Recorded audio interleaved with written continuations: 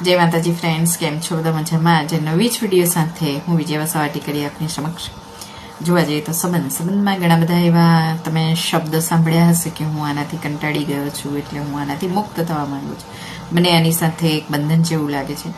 તો સંબંધ એટલે શું એ પહેલાં જાણવું ખૂબ જ જરૂરી છે, કેમ કે બંધન અને મુક્તિ એ બે સંબંધના છેડા છે. બંનેની સંબંધની સાથે જ એ જોડાયેલા છે. સંબંધની અંદર જ્યારે તમે આગળ વધતા હો છો ને, ત્યારે હંમેશા તકરારથી જ આગળ વધતા હોય છે. જ્યારે સમજ રહીને તમને એ વાતની પ્રતીત કરાવે છે કે સંબંધ એટલે સમાધાન નહીં પણ સાચી સમજણ છે. કેમ? સમાધાનની અંદર ત્યાગ, કંઈક છોડવાની ભાવના હોય છે, જ્યારે સમજણની અંદર એનાથી પર હોય છે. સમાધાનની અંદર કંઈક ને કંઈક ઊંડે ને ઊંડે ખટકતું હોવું એવી લાગણી હોય છે. એ લાંબા અંતરે તમારે લાગણીની અંદર અંતર લાવી શકે છે.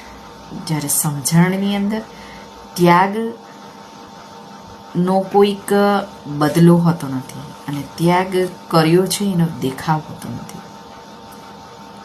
એના કારણે વ્યક્તિની વચ્ચે નિકટતા આવે છે અને એકબીજાથી તૃપ્ત થાય છે. તમે ક્યારે પક્ષીઓ જોયા છે?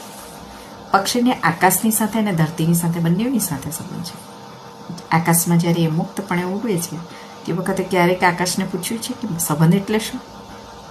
કારણ કે એ મુક્ત એને મુક્ત રીતે ઉડે છે, છતાં એને આકાશ સાથે સંબંધ છે. એવી રીતે જ્યારે માળામાં બેસે છે ને, ધરતી ઉપર બનાવેલા માળામાં પ્રવેશે છે ને, ત્યારે ક્યારેક એને માળાને પૂછ્યું છે કે બંધન એટલે શું? છતાંય એને માળા સાથે સંબંધ છે. સંબંધ એટલે કે મુક્તિના ઉભરા સુધી તમને કંઈક લઈ જાય છે, ઉભરા સુધી તમને લઈ જાય છે. એ જ સાચો બંધન ને એ જ સંબંધ. મારી વિડીયો કેવી લાગી, મારા વિચારો કેવા લાગ્યા, લાઈક, કોમેન્ટ, શેર અવશ્ય કરજો. યુટ્યુબ પર જોતા હોય તો સબસ્ક્રાઈબ કરવાનું ભૂલતા નહીં.